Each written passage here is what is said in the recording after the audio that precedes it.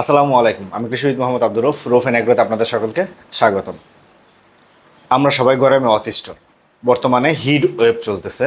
আর heat wave জিনিসটা কি আমরা মোটামুটি অনেকেই জানি আর জানি না। যদি এই বিষয়ে বলতে হয় তাহলে অনেক বড় ভিডিও হয়ে যাবে। তো আজকের ভিডিওটি সাজানো হয়েছে হিট ওয়েভ না, আজকের ভিডিওটি সাজানো হয়েছে যে এই গরমের ভিতরে আমরা সামনে যে বর্ষার সিজন আসতেছে, বৃক্ষরোপণের সিজন আসতেছে, কোথায় কি বা গাছ লাগাবো বা কিভাবে গাছ লাগাবো সেই বিষয়ের উপরে।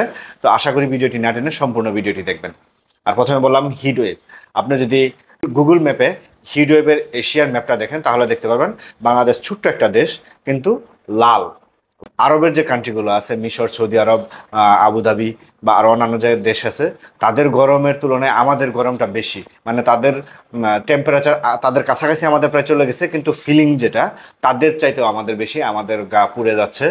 আমাদের বিশেষ করে আমাদের দেশের যে খেটে খাওয়া মানুষজন আছে, যারা সবসময় রাস্তায় থাকে, বা বাংলাদেশে কিছু ধনী শ্রেণীর লোক আছে যারা সবসময় এসিতে থাকেন, তারা আসলে এই জিনিসটা বুঝতেছে না। তাদের গাড়ি বাড়ি, মানে তারা সবসময় এসিতেই থাকে।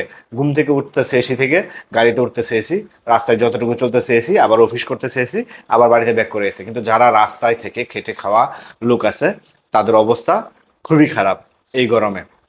আর এটা আসলে একদিনে হয় নাই, এটা ধীরে ধীরে হয়েছে, যেটা এখন হয়েছে। এবং এখনই যদি আমরা পদক্ষেপ না নিই, এখনই যদি পরিকল্পনা অনুযায়ী আমরা গাছ না লাগাই এবং হিটের পরিমাণটা যদি আমরা এখন থেকেই যদি প্ল্যান না করে আমরা না কমাই, তাহলে ভবিষ্যতে এটার জন্য আরও ভোগাইতে হবে। আগামী বছর আরও এটার ফল ভয়াবহ আকারে ধারণ করবে। সেক্ষেত্রে আমাদের আবহাওয়া, আমাদের আবহাওয়া এমনিতেই বলা হয় দূষিত আবহাওয়া।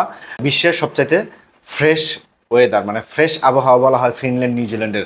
বিরাট কোহলির একটা সাক্ষাৎকার দেখি, বিরাট কোহলি এবং আনুশকা শর্মা তারা হানিমুনে গিয়েছিল ফিনল্যান্ডে, এবং তাকে প্রশ্ন করা হয় ফিনল্যান্ডের কি তার সবচেয়ে বেশি ব্যতিক্রম মনে হয়েছে। কিন্তু তার সে উত্তরে দেয় সেখানকার আবহাওয়া, বায়ু।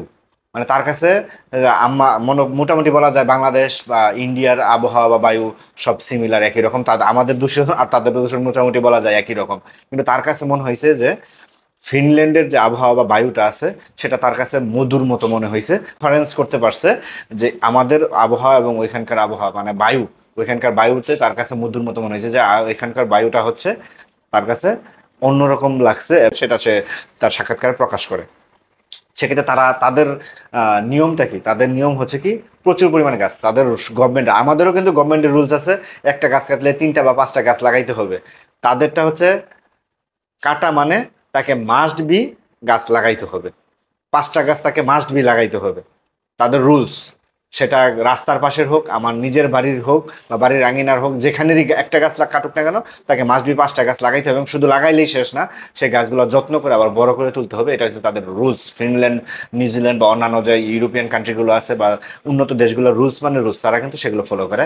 তা আমাদেরও রুলস আছে, সেক্ষেত্রে আমাদেরও করতে হবে কি, গাছ কাটলে অবশ্যই গাছ লাগাইতে হবে। আপনি আমাদের কথা চিন্তা করে দেখেন, আমরা উন্নয়ন করতেছি, যত উন্নয়ন করতেছি তত কিসের উপর দিয়ে কাটা পড়তেছে? গাছের উপর দিয়ে উন্নয়ন যাচ্ছে। আপনি রাস্তার কনস্ট্রাকশন করতেছেন, রাস্তা বর্ধিত করতেছেন, রাস্তার ঘাট কেটে সাবা। আমি নিজে বলি, আমার ময়মনসিংহ থেকে শেরপুরে যে রাস্তা আছে, আমার বাড়ি শেরপুরে, এই রাস্তায় 2 বছর আগেও প্রচুর পরিমাণে গাছ ছিল, 2 ধারে গাছ ছিল।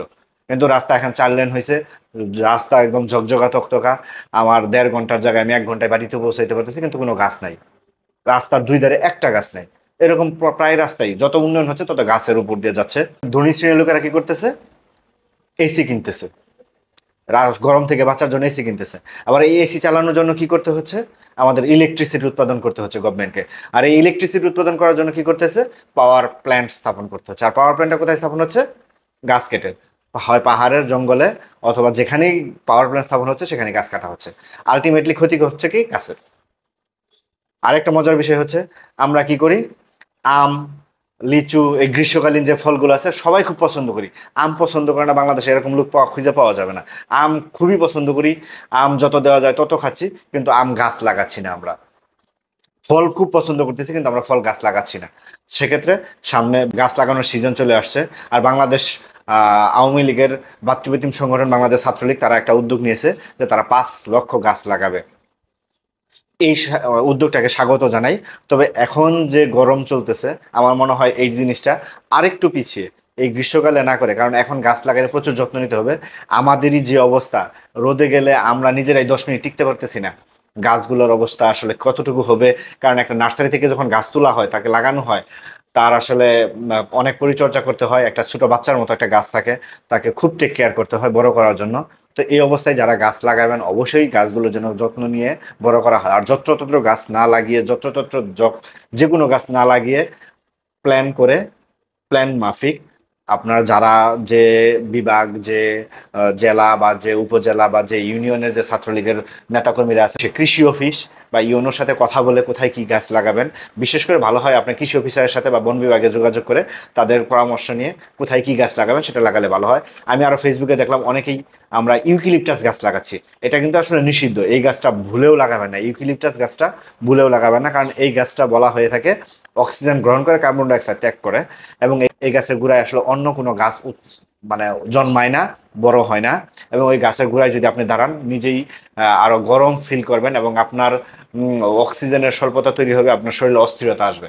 সেই জন্য কিন্তু বাংলাদেশ সরকার না, সারা বিশ্বে কিন্তু ইউক্যালিপটাস গাছটা কিন্তু ব্যান। সেক্ষেত্রে এই গাছ লাগানো থেকে বিরত থাকবেন। এবং আরেকটা আমি কথা বলতেছি যে আসলে আমরা কোথায় কোন গাছ লাগাবো সেটা একটা তালিকা বলতেছি। তালিকা না, জাস্ট এই গাছগুলো এইভাবে লাগালে ভালো হয়। যেমন পার্কে পার্কে আসলে ফল গাছ লাগাইতে নিরুৎসাহিত করা হয়। ফল গাছ বাড়ির আশেপাশে যেগুলো আছে সেখানে আপনি বা ছাদে যদি আপনার পর্যাপ্ত পরিমাণ পানির ব্যবস্থা থাকে সেখানে আপনি ফল গাছ লাগাইতে পারেন।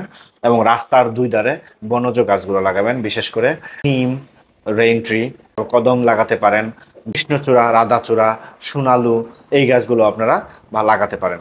পাম, খেজুর, এই গাছগুলো আপনারা রাস্তার পাশে, তাল, এবং তালটা হচ্ছে বজ্রপাত নিরোধী একটা গাছ বলা হয়, সেগুলো আপনারা রাস্তার দুধারে লাগাতে পারেন।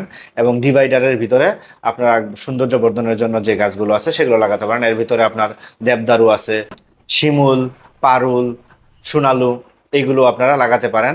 এবং কৃষ্ণচূড়া, রাধাচূড়ার ছোট প্রজাতির গাছগুলো আছে, এগুলো সৌন্দর্য বর্ধনের জন্য ডিভাইডারের ভিতরে আপনারা এই গাছগুলো লাগাতে পারেন। আর অবশ্যই আপনার বাড়ির আশেপাশে রাস্তার পাশে যেগুলো আছে রাস্তার পাশে বনজ গাছগুলো লাগাবেন, যেগুলো মেহগনি আছে, কৃষ্ণচূড়া আছে, শাল আছে, গজার আছে, সেগুন আছে, এই গাছগুলো আপনারা লাগাতে পারেন। তবে প্ল্যান অনুযায়ী, যে গাছই লাগান না কেন প্ল্যান অনুযায়ী সেভাবে গাছ লাগাবেন এবং গাছগুলোর সঠিক পরিচর্যা এবং যত্ন করবেন। একটু আগে বললাম যে আমরা সবাই কিন্তু ফল পছন্দ করি, পেয়ারা, আম, কাঁঠাল সবই পছন্দ করি। তো আপনার বাড়ির আশেপাশে পেয়ারা, আম, কাঁঠাল, দেশীয় প্রজাতির যে ফলগুলো আছে সেগুলো লাগাবেন। জলপাই, আমড়া, আমলকি, এই গাছগুলো আপনার বাড়ির আশেপাশে বা পুকুরের পাড়ে লাগাতে পারেন। আপনি একটা জিনিস চিন্তা করে দেখেন, একটা ডাবের দাম 4 থেকে 5 বছর আগেও ছিল 25 থেকে 30 টাকা, যেটা এখন 150 টাকা হয়ে গেছে, 100 টাকা প্লাস। আপনার বাংলাদেশের যে প্রান্তেই যান না কেন 100 টাকা প্লাস আপনাকে ডাব খেতে হচ্ছে।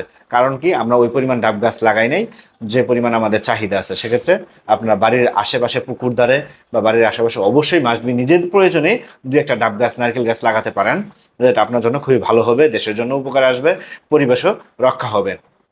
আমরা এই গরমে রোদের ভিতরে 5 মিনিট দাঁড়াই থাকতে পারি না, আমাদের গা ঘেমে যায়, তারপরেও আমাদের দাঁড়াইতে পারতেছে না। কিন্তু একটা গাছ এই গরমের মধ্যে রোদের ভিতরে দিব্যি দাঁড়িয়ে আছে এবং সে আরো ভালো আছে কেন?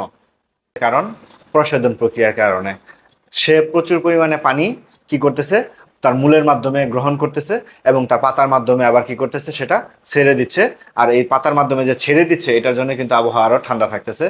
সে অক্সিজেন ত্যাগ করতেছে, কার্বন ডাইঅক্সাইড গ্রহণ করতেছে। যখন সে প্রসাধন প্রক্রিয়ায় যায়, তার সার্কুলেশন ভালো হয়, তখন সে খাদ্য তৈরি করে। খাদ্য তৈরি করার জন্য আমরা জানি কার্বন ডাইঅক্সাইডের প্রয়োজন হয়। সে পরিবেশ থেকে কার্বন ডাইঅক্সাইড গ্রহণ করতেছে তার খাদ্য তৈরির জন্য এবং অক্সিজেন ত্যাগ করতেছে।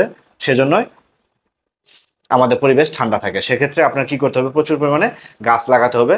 আর গাছ লাগালেই ট্রান্সপিরেশন প্রক্রিয়া বাড়বে, আমাদের পরিবেশ ঠান্ডা থাকবে। আরেকটা বিষয় বলা হয়ে থাকে যে আমরা ছোটবেলায় ছিলাম, আমাদের বাড়ির আশেপাশে কিন্তু প্রচুর পরিমাণে পুকুর ছিল। বলা হয়ে থাকে যে যে পরিমাণ পানি ইভাপোরেশন হয় ওই পরিমাণ পানি আবার কি মেঘ হয়ে, বৃষ্টি হয়ে পৃথিবীতে ফেরত আসে। এখন পানি ইভাপোরেশন হতে পারতেছে না, কারণ পানি নাই, খাল নাই, বিল নাই, ফারাক্কাবাদের কারণে পানি নাই, উত্তর অঞ্চল শুকাই গেছে। কারণ আমার পানিই নেই, আমার মাটিতে অ্যাবজর্ব হচ্ছে না, সেক্ষেত্রে ফেরত আসবে কিভাবে? সেক্ষেত্রে আমাদের কি করতে হবে, পুকুর যেগুলো আছে সেগুলো সংস্কার করতে হবে, পানি ধরে রাখতে হবে, নতুন করে পুকুর খনন করতে হবে। পুকুর যেন ভরাট না হয় সেদিকেও আমাদের অ্যালার্ট থাকতে হবে। তো সেক্ষেত্রে আমরা প্ল্যান মাফিক গাছ লাগাই। শুধু ছাত্রলীগ গাছ লাগাইলেই হবে না, কাউকে দোষারোপ না করে নিজের প্রয়োজনে, নিজের পরবর্তী প্রজন্মকে রক্ষা করার জন্য কি করতে হবে, গাছ লাগাতে হবে। আমরা ছোটবেলায় একটা ভিডিও দেখলাম, আবুল খায়ের টেলিভিশনে অ্যাড হইতো যে তুমি তোমার পরবর্তী প্রজন্মের জন্য কি লাগাইছো। সেক্ষেত্রে শুধু বনজ ফলজ গাছ না, বাড়ির আশেপাশে অবশ্যই একটা করে ঔষধি গাছ, নিম, নিশিন্দা যেগুলো আছে সেগুলো লাগাবেন। এই আশাবাদ ব্যক্ত করে আজকে ভিডিওটি শেষ করছি। ভিডিওটি কেমন হয়েছে তা অবশ্যই কমেন্ট করে জানাবেন। আর ভিডিওটি যদি ভুল ত্রুটি থেকে থাকে তাহলে ক্ষমা সুন্দর দৃষ্টিতে দেখবেন। সবাই ভালো থাকবেন, সুস্থ থাকবেন, বাড়ির আশেপাশে প্রচুর পরিমাণে গাছ লাগাবেন। আল্লাহ হাফেজ।